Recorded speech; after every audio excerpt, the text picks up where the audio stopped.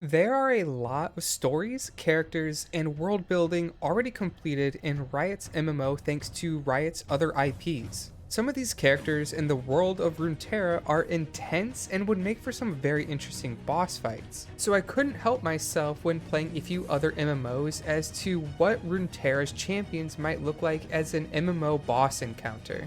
As a disclaimer, we don't actually know what the core combat style would be for Riot's MMO, so I'm going to try to design these fights in a way that hopefully fits all styles. This series is meant to be a fun exercise for us to imagine how our favorite champions might translate into raid bosses.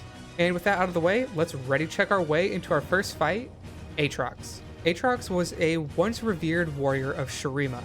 After a long war against the Void, he and some of his fellow Ascended lost their sanity, becoming what's called Darkin. To stop his rampage, he was trapped within his sword by some powerful magics. He now entices new hosts to wield the sword, where he can then project his will on the wielder, draining their life essence in the process. As Aatrox is originally from Shurima, this fight would likely take place within a temple there, which was perhaps used as a place of worshipping either Azir or the Ascended. This conflict against Aatrox would be a two-phase fight, both phases being a single target encounter where Aatrox ramps up in power as he steals the life force from the adventurers. In the first phase, adventurers would fight against Aatrox in a slightly more narrow temple where Aatrox will utilize various Darkin Blade techniques. Several of his attacks drain energy from the target's hit, energizing the Darkin Blade. This is a bit of a throwback to the old version of Aatrox in League of Legends where he stored up energy to prevent death. Once Aatrox reaches 1 HP, he enters a state of invulnerability and pulls players into the Darkin Blade. This next phase takes place in a circular room where players will see 4 bound souls which must be destroyed. When one soul dies, the remaining souls heal to full health and players are kicked out of the Darkin Blade. Aatrox then recovers starting at a lower health percentage but a higher Darkin Blade energy percentage. Each time a soul is killed, Aatrox will return with lower life but higher energy until no souls remain, in which case the fight ends. Now that we have a little overview of the fight, let's jump into his abilities, starting with his phase 1 abilities. The first mechanic is called Deathbringer Strike, and this is a tank mechanic where Aatrox strikes a target, dealing a large amount of damage and absorbing some of the life force. The target would be debuffed, which increases the damage and energy absorbed by the next Deathbringer Strike.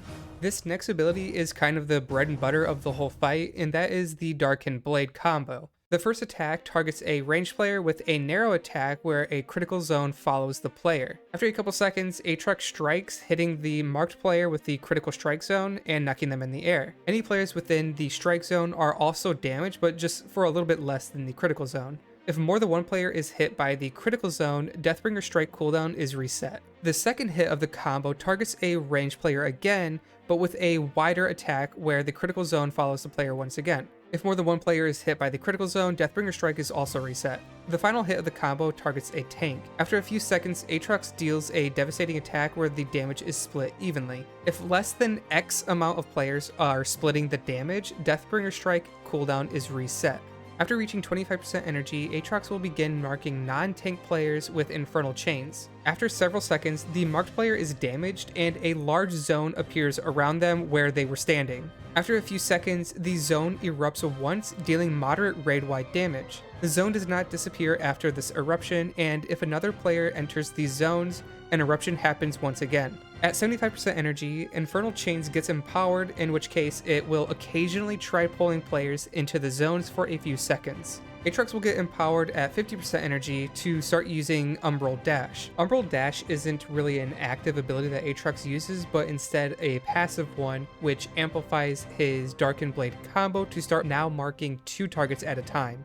Finally, at 100% energy, Aatrox will start using World Ender. At this point, Aatrox will fear all the players within the raid, forcing them to run directly away from Aatrox for a few seconds. While in this state, Aatrox starts to attack faster and the Darkin Blade combo just hits harder. In addition, Aatrox will start pulsing energy, dealing raid-wide damage every few seconds, which intensifies in damage the longer he's in that World Ender state. As I mentioned, once Aatrox hits 1 HP, he enters a state of invulnerability and pulls players into the Darkin Blade, which starts phase 2. The main objective in this phase is to kill the souls which are fueling Aatrox. Each soul casts an uninterruptible attack which deals a small amount of raid-wide damage if uninterrupted. For each cast that goes off, the stacks of Dominate Will is reduced by 1. When a spirit is killed, the remaining spirits heal to full health and all players are kicked out of the Darkin Blade, and then Aatrox will either heal to 75%, 50%, or 25%, and the fight resumes. Depending on the phase, Aatrox will also start the next step of the fight at either 25%, 50%, or 75% Darkin energy.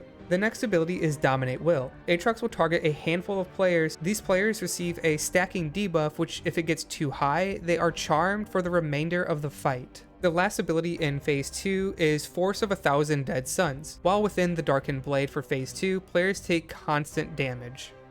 In this last section of the video, I want to try to quickly showcase how the fight might come together as a whole concept instead of just showing and talking about the abilities. To showcase this concept, I'm using raidplan.io, and in this screen here, I'm just going to showcase the icons and what they're going to symbolize. So starting out, the raid size is going to be 8 players, and the Aatrox himself is going to be the skull here. And these different indicators, the triangle, circle, and rectangle, these are the different combo attacks of the Darkin Blade Combo. And finally, this orange circle down here is going to be the danger zones that are created with Infernal Chains.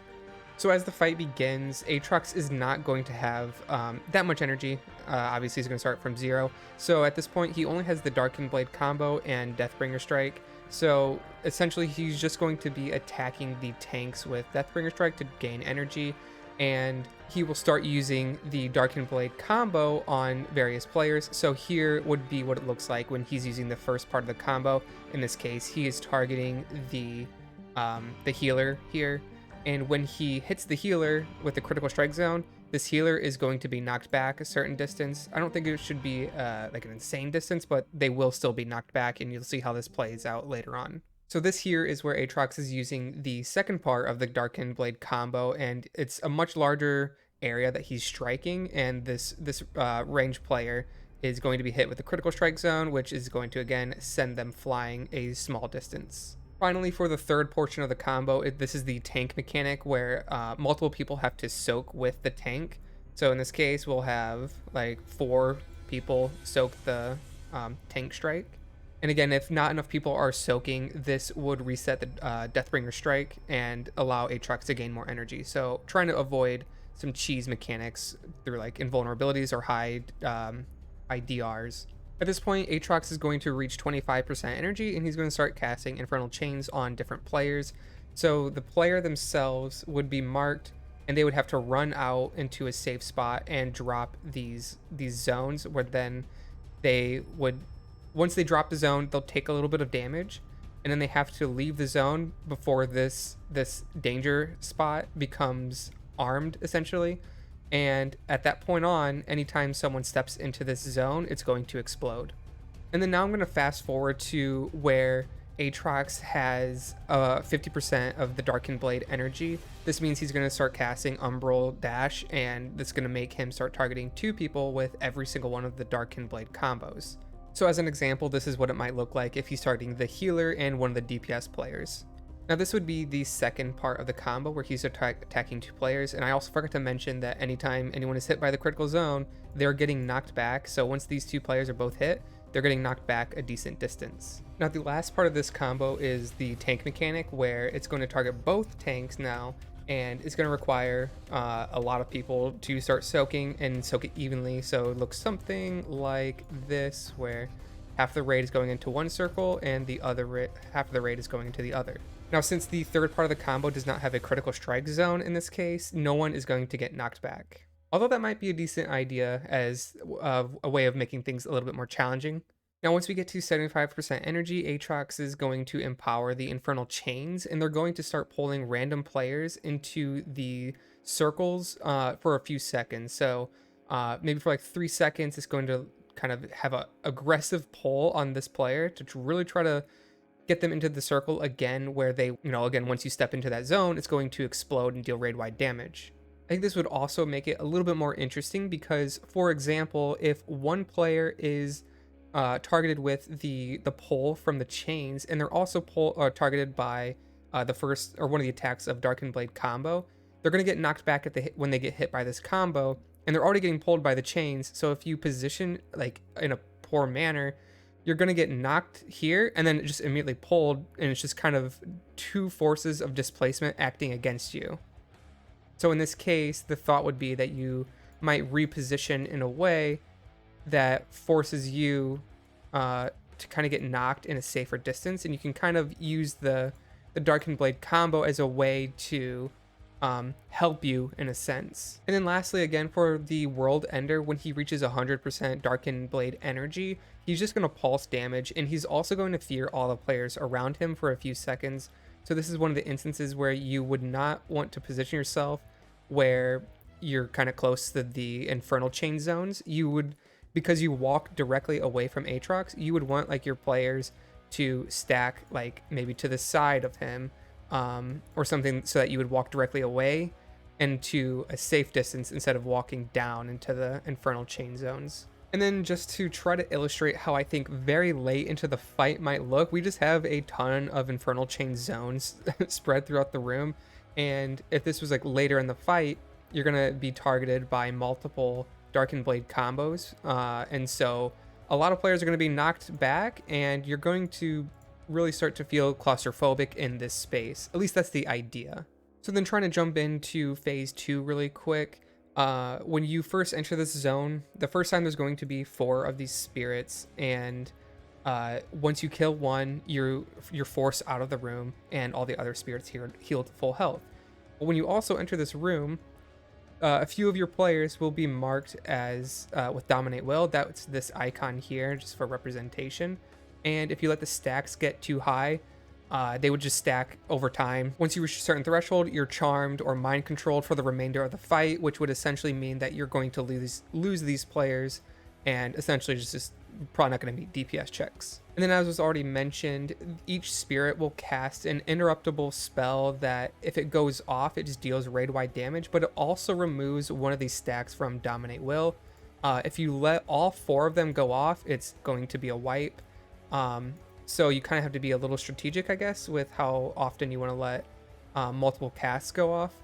So the idea here is, since you have 4 of them, the first leg of phase 2, you will have an easy time maintaining the stacks, and no one should really get close to going insane. I also forgot to mention that while you're in this area, you're always taking constant damage, which means if you let too many of these casts go off, it might be hard for your healers to keep up. Anyhow, as you kill one spirit, you are removing one of the sources for you to remove your Dominate Will. So at this point, one of the spirits is already dead, and now we just have 3 remaining, and it still should be relatively easy to maintain stacks. But now that there's 2 spirits remaining, you're going to really start to run into these instances where your Dominate Will stacks are getting just uncomfortably close to going insane. And then for the last leg of the battle, there's just no way to remove the stacks at this point. Basically, if you don't meet the DPS requirement, you're going to just succumb to the constant ticking damage in this zone as you lose like DPS players. So essentially, this just becomes a DPS race in the last leg of the fight to make sure that, you know, you have enough damage to sacrifice players to the mind control and kill the last spirit, in which case the fight would end. Anyhow, that's just my very rough concept of how a fight might look with Aatrox. Let me know if there's any tweaking or cheese that you can think of doing this encounter. But if you enjoyed this video, let me know another champion that you would like to see converted into a raid boss, and I'd be happy to try to see what I can put together. But this was Goober Troy saying thank you for watching, and I hope you all have a wonderful day.